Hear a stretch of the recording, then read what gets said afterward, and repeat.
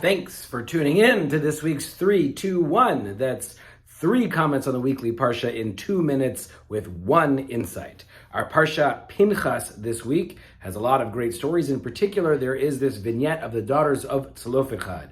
Besides being the most difficult name to pronounce, these daughters, their father has just passed away. They have no husbands, and Moses is starting to divvy up the land in the promised land, and they're not going to get anything because there's no man in the world.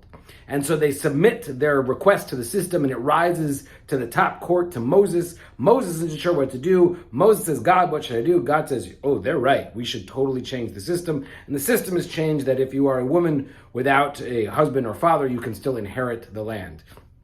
Amazing story, a little bit boring, actually, but in a great way.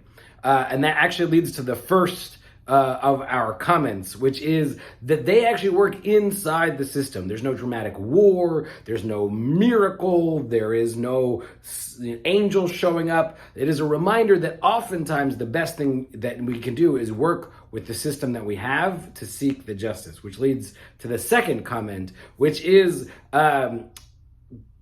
God tells them they are right.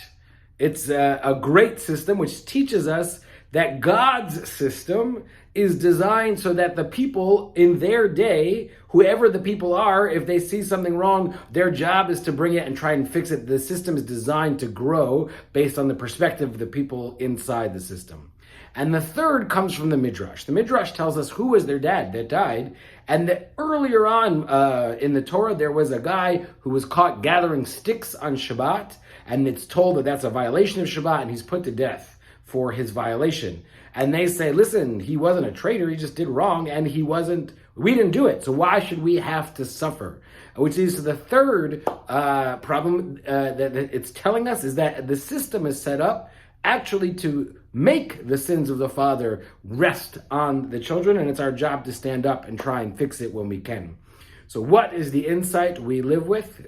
Twofold. The first is that when we ourselves experience injustice, it's our job, like the daughters of Tzlofechad, who had no power whatsoever, to speak up, to make our voices heard. That's how we prevent the injustice of others. And second, and this is more important in this case, I think, when we hear about the injustice of others, the complaints that the system has failed X, Y, or Z, it's not only our job to listen, the godly thing to do, according to our Parsha, is to work to make the system more just, more fair. This Shabbat, I wish us the strength to raise up our voices and the wisdom to know when to be a part of the change we seek.